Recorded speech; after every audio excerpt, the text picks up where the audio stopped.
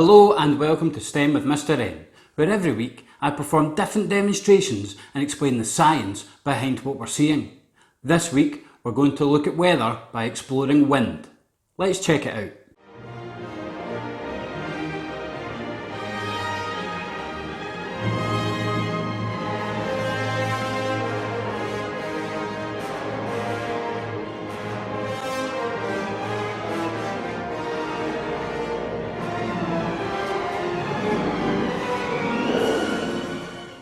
Before we begin, I would like to thank everybody who has subscribed so far, as that is a channel now reached over 100 subscribers, so thank you very much everyone who has supported the channel so far. Wind is something we are all familiar with, as it's something we feel every single day. But what actually causes the wind? Well, there are two main causes of wind. One of them is when areas of high air pressure move into areas of low air pressure, and that moves the air along, and that causes wind. And it is also caused by the Coriolis Effect. The Coriolis Effect was first described in 1835 by Gustav Gaspar de Coriolis, and it explains how air molecules get moved around the Earth. The Coriolis Effect is a result of the Earth rotating on its axis, and this moves the air molecules round about and results in wind. In the northern hemisphere, this results in the wind moving to the right, and in the southern hemisphere, the wind moves to the left. Today we are going to be making two simple instruments that can be used to identify different things about wind. Understanding and measuring the wind is important for a couple of different STEM careers. Meteorologists need to be able to measure the wind and understand how it affects weather patterns to be able to provide accurate weather forecasts.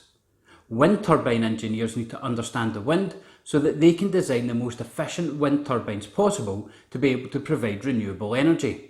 The first thing we are going to build this week is an anemometer, which is used to measure wind speed.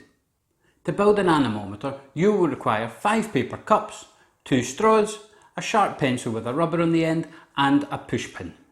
The first thing you're going to do to make your anemometer is take a paper cup, and you're going to put 4 holes in it in a cross pattern. You can use your sharp pencil to make the holes through the cup, just be careful you don't stab yourself in the hand.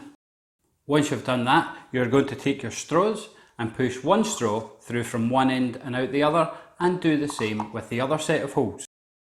Once you've done that, you want to take your 4 other cups and pierce 2 holes in each cup, quite close to each other on one of the sides. Now before we do anything with these, we're going to take our first cup and your sharp pencil, and you're going to make a hole in the middle of this cup, big enough for the pencil to fit through.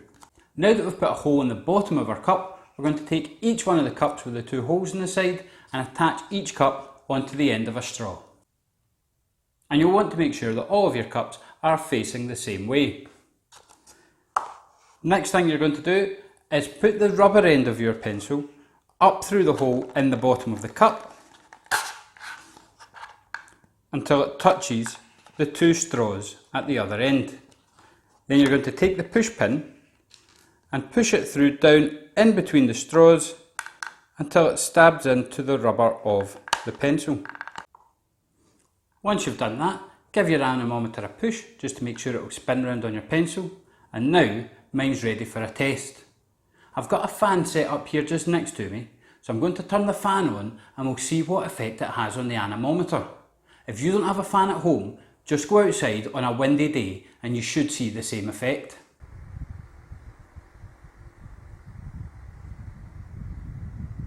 And we'll see what effect it has when I put the fan on a higher setting.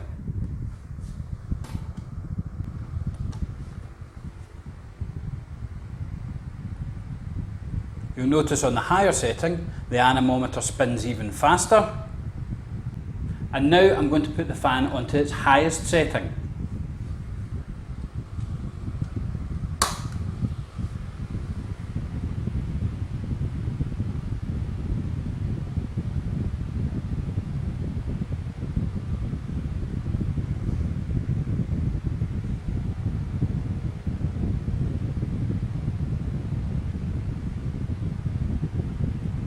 So you'll notice that on the highest setting, my anemometer is spinning the fastest.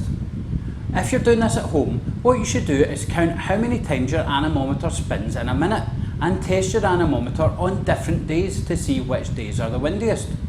What you can also do is test your anemometer at the top of a hill and the bottom of a hill to see which one's windiest. And if you live near the coast, you could check to see whether it's windiest down next to the water or whether it's windiest in town. The other thing I'm going to make this week is a wind vane, which tells you the direction that the wind is moving.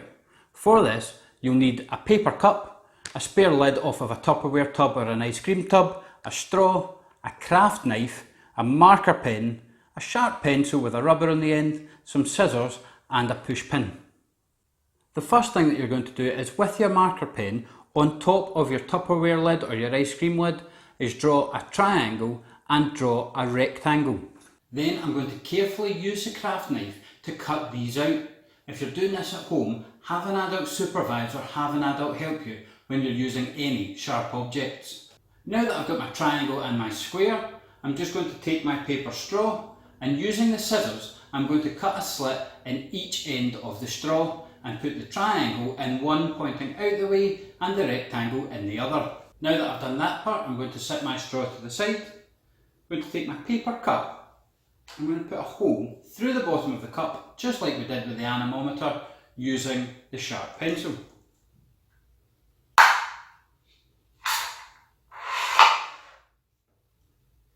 Put the pencil through the hole with the rubber side facing up the way. Put the straw on top of the rubber so that the arrow is pointing in one direction with the rectangle at the other end. Take the push pin and push it through the straw to attach it onto the rubber of the pencil, just like we did with the anemometer. Just like with the anemometer, make sure your pencil can spin freely inside the cup. And now I'm going to turn the fan on and we'll see what happens with our wind vane. You'll notice that the wind vane turns to point to the direction that the wind is coming from. The wind vane works like this because the rectangle is bigger than the triangle at the other end. With this bigger surface area, the rectangle catches more of the wind and that's what spins the wind vane so that the arrow is then pointing in the direction that the wind is coming from. Well, that's all for this week. I hope you enjoyed it. As always, I would like to take this opportunity to answer any science questions you have about any science topics at all.